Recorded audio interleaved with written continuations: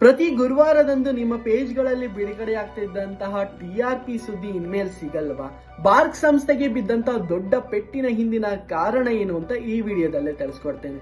ಹೌದು ವೀಕ್ಷಕರೇ, TV rating policy 2026 ಕೇಂದ್ರ ಸರ್ಕಾರ ಘೋಷಿಸಿದೆ. ಇದು 12 ವರ್ಷಗಳ ಹಿಂದಿನ 2014 ಟಿವಿ ರೇಟಿಂಗ್ ಪಾಲಿಸಿಯನ್ನ ಬದಲಾವಣೆ ಮಾಡಲಿದೆ.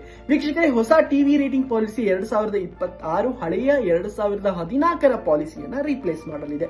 ಇದರ ಉದ್ದೇಶ ಇಷ್ಟೇನೆ, ಪಾರದರ್ಶಕತೆ ಅಂದ್ರೆ ಟ್ರಾನ್ಸ್ಪರೆನ್ಸಿ, ನಿಖರತೆ ಅಂದ್ರೆ ಅಕ್ಯುರಸಿ ಹಾಗೂ ಹೊಣೆಗಾರಿಕೆ ಅಂದರೆ ಅಕೌಂಟಬಿಲಿಟಿ ಇದರ ಮೇನ್ ಕಾರಣ ಆಗಲಿದೆ. ಬ್ರಾಡ್ಕಾಸ್ಟ್ ಆಡಿಯನ್ಸ್ ರಿಸರ್ಚ್ ಕೌನ್ಸಿಲ್ ಈಗಿನ ಮಾದರಿಗೆ ತಾತ್ಕಾಲಿಕವಾಗಿ ನಿಲ್ಲಿಸಲಾಗಿದೆ.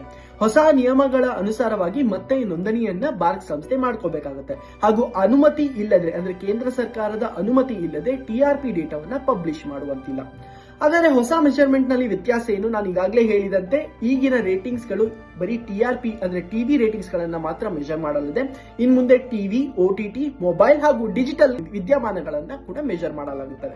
ವೀಕ್ಷಕರೇ, ಈ ಹಿಂದೆ ಚಾನೆಲ್ಗಳು ಕೆಲವೊಂದಷ್ಟು ಚಾನೆಲ್ಗಳು ಡಿಟಿಎಚ್ ಹಾಗೂ ಕೇಬಲ್ ಸರ್ವಿಸಸ್ ಗಳಿಗೆ ಹಣವನ್ನು ಕೊಟ್ಟು ಲ್ಯಾಂಡಿಂಗ್ ಪೇಜ್ ನಲ್ಲಿ ತಮ್ಮ ಚಾನೆಲ್ ಬರುವಂತೆ ಮಾಡ್ಕೋತಾದ್ರು. ಏನಪ್ಪಾ ಇದು ಲ್ಯಾಂಡಿಂಗ್ ಪೇಜ್ ಅಂದ್ರೆ, ನೀವು ಟಿವಿಯನ್ನು ಆನ್ ಮಾಡ್ತಾ ಇದ್ದಂಗೆ ಒಂದು ಚಾನೆಲ್ ಪ್ರಸಾರ ಆಗುತ್ತೆ.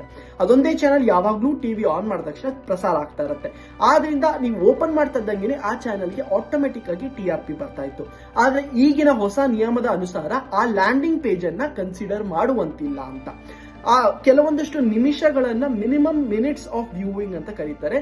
ಅಂದ್ರೆ ಅಷ್ಟು ನಿಮಿಷ ಆ ಚಾನೆಲ್ ಅನ್ನ ನೋಡ್ತಾ ಇದ್ರೆ ಮಾತ್ರ ಆ ಚಾನೆಲ್ಗೆ ಟಿಆರ್ಪಿ ಅನ್ನ ಕೌಂಟ್ ಆಗುತ್ತೆ ಎನ್ನುವ ಹೊಸ ಮೆಜರ್ಮೆಂಟ್ ನ ವ್ಯತ್ಯಾಸ ಆಗಿರಲಿದೆ. ಇನ್ನೊಂದು ಪ್ಯಾನಲ್ ರೊಟೇಷನ್ ಅಂತ, ಅಂದರೆ ಪ್ರತಿ ವರ್ಷ 25% ಮನೆಗಳಲ್ಲಿ ಬಾಕ್ಸ್ ಗಳನ್ನ ಬದಲಾವಣೆ ಮಾಡ್ತಾ ಇದ್ದಾರೆ. ಅಂದ್ರೆ ಏನು ಅಂತಂದ್ರೆ, ಪ್ರತಿ ವರ್ಷ ಅದೇ ಮನೆಯಲ್ಲಿ ಬಾಕ್ಸ್ ಇರಲಿಲ್ಲ, ಒಂದೊಂದು ವರ್ಷವೂ ಒಬ್ಬೊಬ್ರು ಮನೆಯಲ್ಲಿರುತ್ತೆ. ಇದರಿಂದ ಟಿಆರ್ಪಿ ಮ್ಯಾನಿಪುಲೇಷನ್ಗೆ ಒಂದು ಜಾಗ ಇರುವುದಿಲ್ಲ ಅನ್ನುವುದು ಇದರ ಉದ್ದೇಶ ಆಗಿರಲಿದೆ. ಹೊಸ ನಿಯಮಗಳ ಪ್ರಕಾರ 30 ದಿನಗಳಲ್ಲಿ ರಿಜಿಸ್ಟ್ರೇಷನ್ ಮಾಡಬೇಕಾಗುತ್ತದೆ.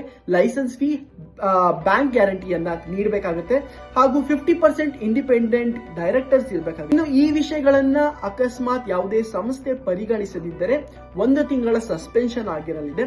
ಹಾಗೆ ಮತ್ತೆ ಅದೇ ರೀತಿ ತಪ್ಪುಗಳನ್ನು ಮಾಡ್ತಾ ಇದ್ದರೆ ಲೈಸೆನ್ಸ್ ಅನ್ನ ಕ್ಯಾನ್ಸಲ್ ಮಾಡ್ತಾರೆ. ಇಂಡಸ್ಟ್ರಿಗಳ ಮೇಲೆ ಇದು ದೊಡ್ಡ ಪರಿಣಾಮವನ್ನು ಬೀರುತ್ತದೆ ಅಂತ ಹೇಳ್ಬೋದು. ಟಿಆರ್ಪಿ ಮೇಲೆ ನಂಬಿಕೆಯನ್ನು ಇಟ್ಕೊಂಡು ಕಾಯ್ತಾ ಇರ್ತಾರೆ, ಅವರಿಗೆ ದೊಡ್ಡ ಪೆಟ್ಟು ಬೀಳಲಿದೆ.